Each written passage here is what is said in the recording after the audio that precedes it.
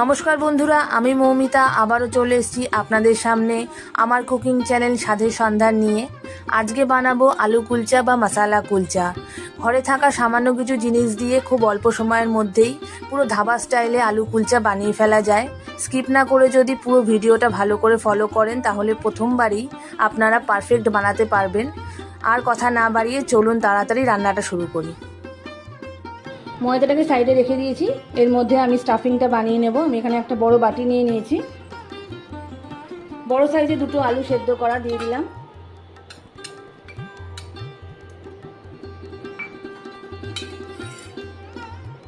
একটা বড় সাইজের পেঁয়াজ কুচি করে রেখেছি, সেটাও দিচ্ছি। আদা কুচি, কাঁচা লঙ্কা কুচি,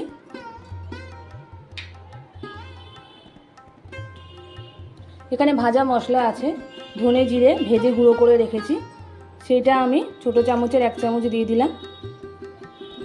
এতে খুব ভালো একটা টেস্ট আসে। ছোটো চামচে 1/2 চামচ জোয়ান দিচ্ছি। এখানে 1/2 চামচ মতো লঙ্কা গুঁড়ো দিলাম। লঙ্কা কুচি দিয়েছি তাই গুঁড়োটা একটু কমই দিলাম, সুন্দর একটা যাতে কালার আসে তার জন্য দিলাম। ধনে পাতা কুচি দিয়ে দিলাম এতে। আর দেবো নুন স্বাদ মতো। এই 1/2 চামচের একটু বেশি নুন দিয়ে দিচ্ছি। ভালো করে এটা মেখে নিতে হবে।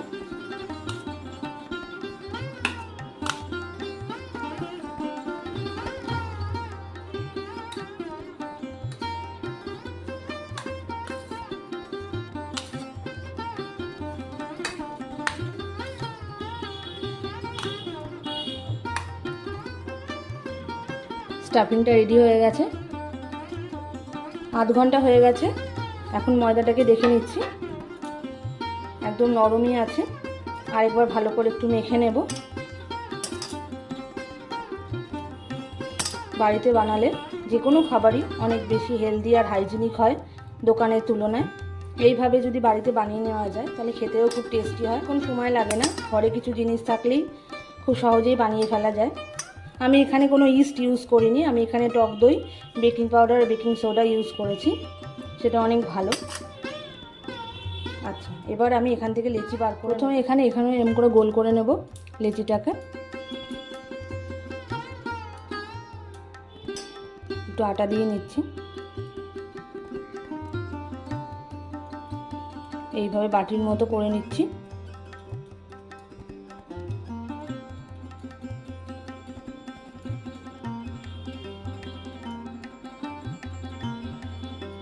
এর মধ্যে এবার আলুর পুরটা দিলাম, দিয়ে আস্তে করে মুখটা বন্ধ করে নিতে হবে।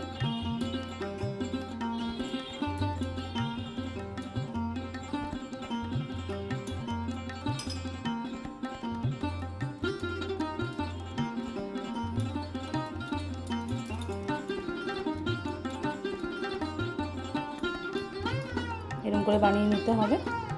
এইভাবে আমি সব কটা বানিয়ে নেব। কুলচাগুলো রেডি হয়ে গেছে। এবার আমি এক এক করে বেলে নেব। প্রথমে এখানে আটা দিয়ে নিচ্ছি।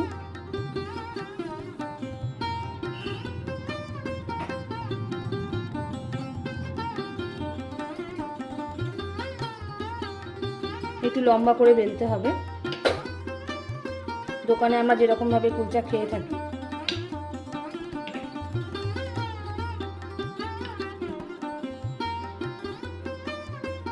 এবার আমি এক এক করে বেলে নেব। আটা দিয়ে দিয়েছি প্রথমে। এবার এইভাবে আস্তে করে একটু লম্বা করে বেলতে হবে। কুলচা একটু লম্বা হয়, আপনারা গোল করেও বেলতে পারেন যেমন ইচ্ছা। আমি একটু লম্বা করে করছি।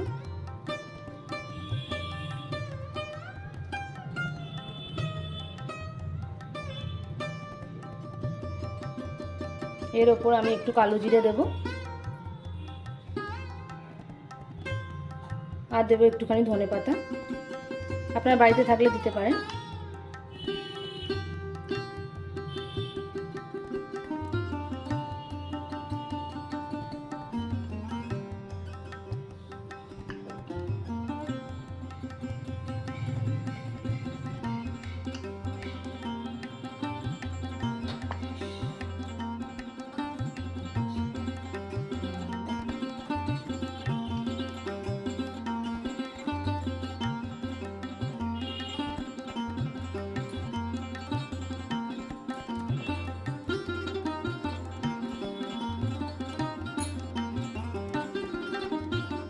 এবার আমি কুলচাটা বেলে নেবো। এরকম আটা মাখিয়ে নিয়েছি।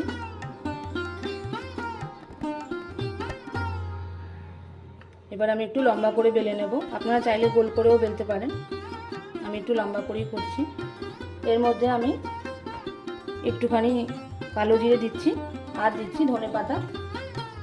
বাড়িতে থাকলে আপনারাও দিতে পারেন, দেখতে ভালো লাগে।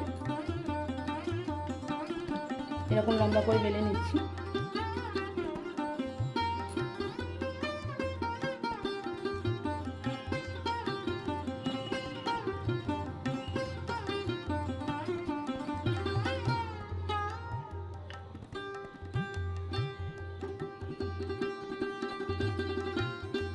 এরকম করে বেলে নিতে হবে।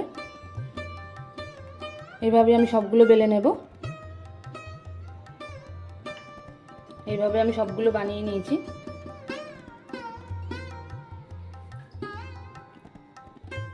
এবার আমি সেঁকে নেব। ফ্রাই প্যান গরম হয়ে গেছে, এর মধ্যে আমি কুলচাটা বসিয়ে দিচ্ছি।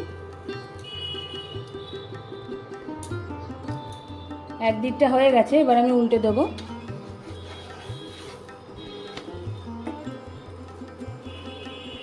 এবার ওই দিকটাও আস্তে করে সেঁকে নেব, ততক্ষণ একটু লাল লাল হয়ে যাচ্ছে।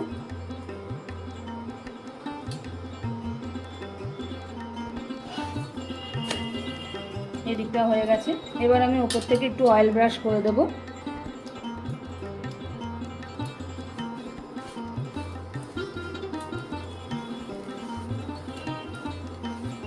খুব সামান্য তেলেই হয়ে যায়। দেখুন আস্তে আস্তে ফুলে যাচ্ছে।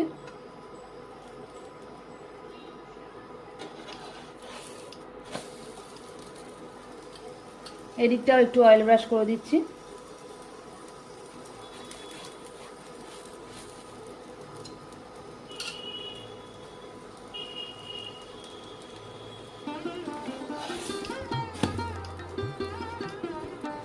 ভালো করে ফুলে গেছে।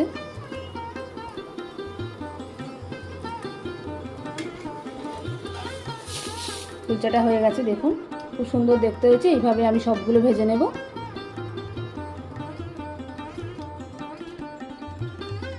আলু কুলচা রেডি। খুব সুন্দর দেখতে হয়েছে, ভীষণ সফটও হয়েছে।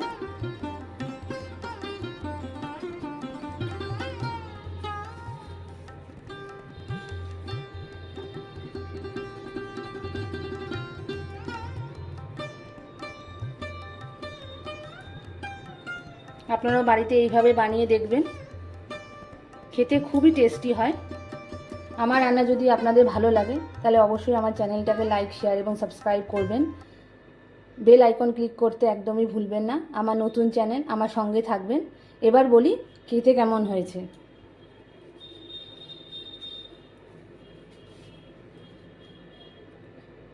খেতে ভীষণ টেস্টি হয়েছে। আপনারা অবশ্যই বাড়িতে বানিয়ে আমাকে কমেন্ট করে জানাবেন। আজকের মতো এই অবধি, নমস্কার।